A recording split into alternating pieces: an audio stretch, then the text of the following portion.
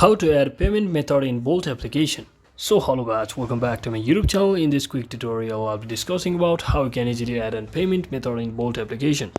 So first thing, just open up your Bolt application and just make sure you have logged into your account. Now simply tap on this hamburger icon at the top left corner, and here you should see the payment option. So simply select it, and in some or most of the regions or country there are availability of the different payment methods such as credit card or debit card. So in my country only cash option is shown as a payment method, so I can only do it as in cash method.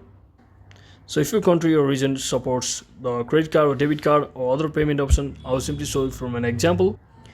So if your country supports such credit card or debit card payment method, it will show you something like this. So under this payment method, simply tap on this add credit or debit card and just enter your card number, expiry date and your secure code, and simply click on add card to successfully add your payment method on your Bolt application. So that's it for today guys. Thanks for watching. Don't forget to like and subscribe to the channel. See you on the next one.